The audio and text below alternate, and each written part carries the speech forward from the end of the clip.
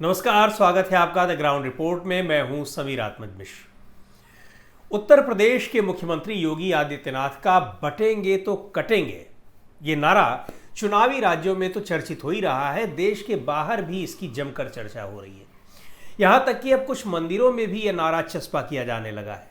यह अलग बात है कि इस नारे को लेकर यह बहस भी तेज हो रही है कि यह विभाजनकारी नारा है और देश के लोगों को बांटने को बढ़ावा देने वाला है।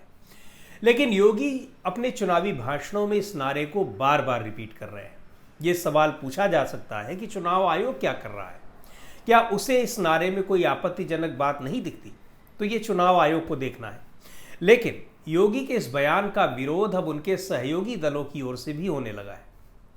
महाराष्ट्र विधानसभा चुनाव में योगी आदित्यनाथ की ताबड़तोड़ रैलियां आयोजित हो रही हैं और उनके बयान राज्य की राजनीति में तूफान ला रहे हैं। लेकिन इस तूफान की चपेट में महायुति गठबंधन यानी एनडीए गठबंधन के साथी दल भी आ रहे हैं। महाराष्ट्र के अमरावती में मुख्यमंत्री योगी आदित्यनाथ ने बुधवार को मुस्लिमों को लेकर बड़ा बयान दिया था। योगी के इस बयान पर एनसीपी नेता अजित पवार ने सख्त ऐतराज जताया है। अजित पवार महाराष्ट्र की महायुति सरकार में डिप्टी चीफ मिनिस्टर है। बीजेपी भी सरकार में सहयोगी की भूमिका में है और चुनाव भी साथ साथ लड़ रहे हैं, बीजेपी और अजीत पवार की एनसीपी।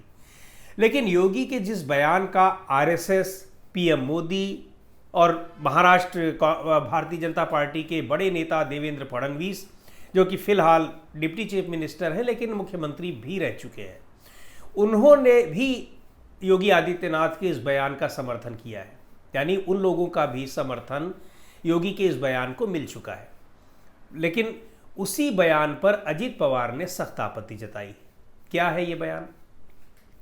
तो अमरावती में योगी आदित्यनाथ ने एक चुनावी सभा में कहा कि मैं शिवाजी महाराज से प्रेरणा लेकर बार बार कहता हूं कि जब जब बटेंगे तब तक कटेंगे, अगर एक रहेंगे तो नेक और सेफ रहेंगे। और ये बयान पिछले कुछ समय से कई बार कई सभाओं में योगी आदित्यनाथ दे चुके हैं। अजित पवार ने उनके इस बयान पर साफ तौर पर कहा है कि जो बटेंगे तो कटेंगे जैसी बातें महाराष्ट्र में नहीं चलेंगी।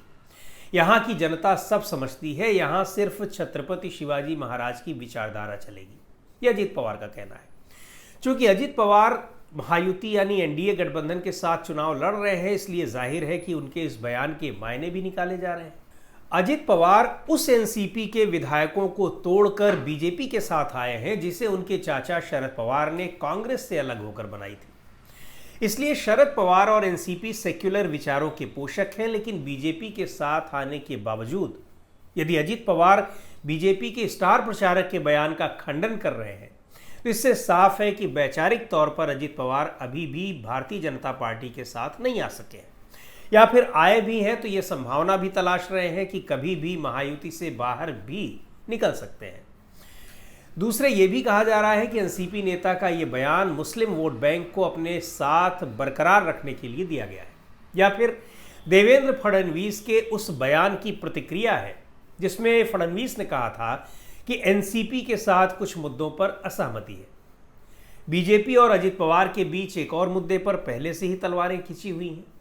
बीजेपी और खुद देवेंद्र फडणवीस आखिरी वक्त तक अजित पवार पर दबाव बनाते रहे कि वो नवाब मलिक को अपनी पार्टी से उम्मीदवार न उतारें, क्योंकि नवाब मलिक पर माफिया डॉन दाऊद इब्राहिम का करीबी होने के आरोप है।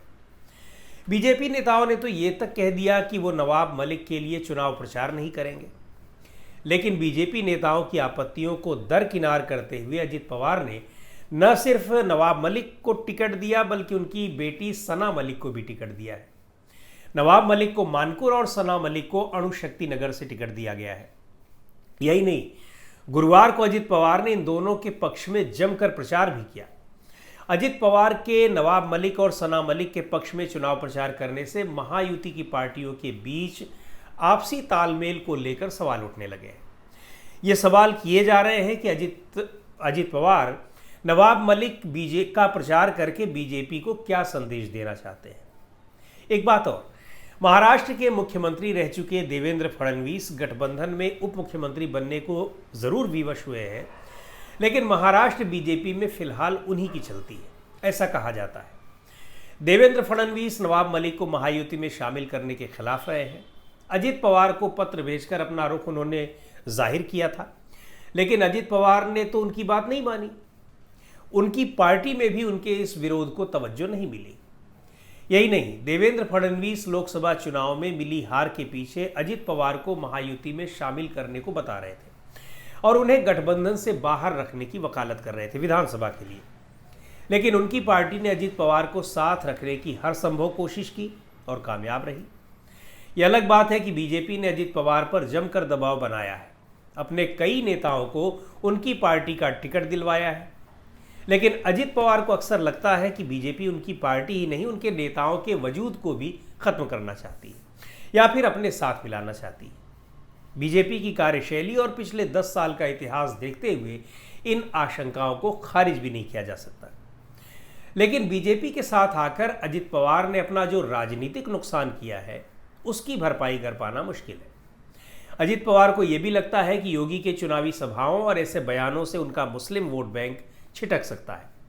हालांकि बीजेपी के साथ आने पर उसकी उम्मीद उन्हें कम ही होगी, लेकिन फिर भी अजित पवार ने मुस्लिम वोट बैंक को साधने के लिए छत्रपति शिवाजी का नाम लेकर योगी के बटेंगे तो कटेंगे बयान का विरोध किया है। तो दोस्तों, आज की इस वीडियो में इतना ही। अगले वीडियो में फिर मिलेंगे। द ग्राउंड रिपोर्ट के यूट्यूब चैनल को आपने अब तक सब्सक्राइब न किया हो तो ज़रूर कर लें। हमारे वीडियोज़ को लाइक करें, शेयर करें और अपने सुझाव भी हमें ज़रूर भेजें।